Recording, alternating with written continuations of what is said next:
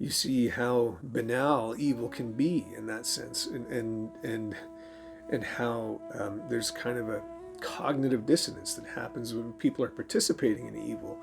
That they don't associate or project the need for other people to be sympathized with while they sympathize with their own families.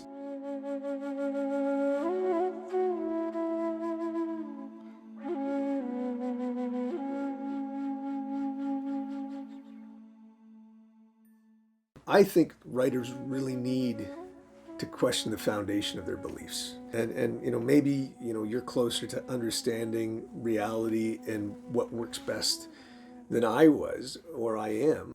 We never have it all figured out anyway. And so the more questioning we can do and kind of digging into our beliefs, the more we can align the metaphors we use with truth, and not like dogma. And then our stories become more authentic because we're not so much interested in aligning with a particular camp just because it's the camp we're comfortable with. We're really showing the journey of trying to get closer to what works, that kind of aha revelation that our character has in the story. Or it makes for an amazing hook when the truth is revealed to be what no one expected, because you're not trying to align with a particular ideological camp. You're trying to get to places that really speak to people, because I think when the truth strikes, whether it's in life or in a story, people recognize it even though they didn't know it beforehand. Not everybody, because some of us keep our blinders on or we're protecting ourselves, but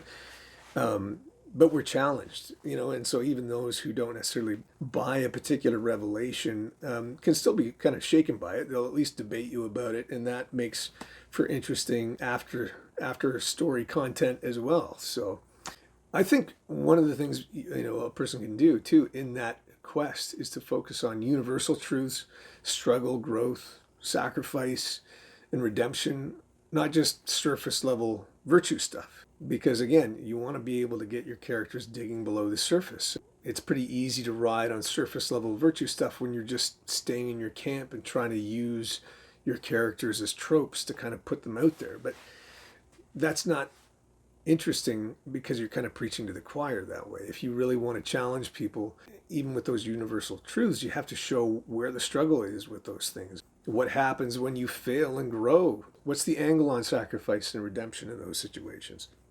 So explore that, I would say. You can even get into stories that do deal with, I think in some ways, the black and white of morality. I don't believe in shying away from that either.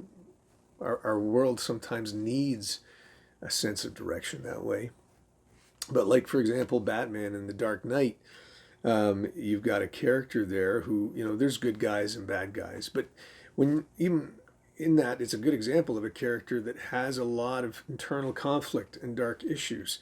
So just because there's black and whites on one level, you've got a lot of gray area going on in between the Dark Knight or Batman and the Joker, let's say. The Joker has an interesting set of motives that kind of tap into sometimes when people just want to break all the rules because they feel confined, and social expectations kind of are a catharsis is sort of exemplified in a character like the Joker to some extent, unleashing one's anger or rage at the people that have wronged them, or a society that's wronged them. And the Batman character is the other side of that. Or in a film like Schindler's List, there's a lot of dark evil put on display there by what was happening in Germany in the Second World War.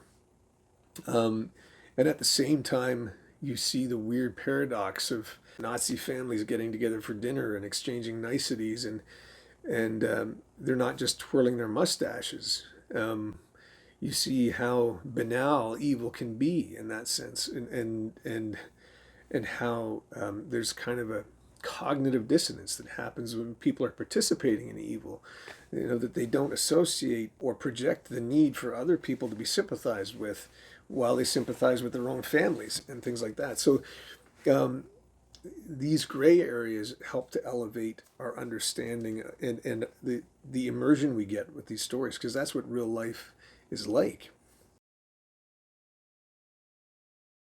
I'm going to put out a call to action on this, because really the point of this was to encourage people to think about their beliefs, not to dismiss your beliefs, because we don't have to all come to the same conclusions. And I'm certainly in a different camp than people in my friend and family circles who are still Christians and things like that. People who have a much more kind of sort of ardently atheist position than I would, because I still do believe in a divine, unifying, singular consciousness that we're all part of. But that said, I think the kind of re-examination of beliefs, so that we can get into more nuanced areas of clarity with the characters that we write about, the truths we want to share, and we can show that we've wrestled with those things, makes for far more interesting levels of engagement, both in conversation and in story, on film and writing. So I invite you guys to share your thoughts, wherever they are, about how you've maybe picked apart your own beliefs to some extent, what that journey has looked like, maybe how that's influenced the stories you've come to tell. Heck, I mean, I'm always interested in the challenges people lay out to me too. So if you're curious about what I've done to kind of deconstruct that, and you want to either challenge it or question about it, please feel free to do that. So that brings me to the end of this video for now.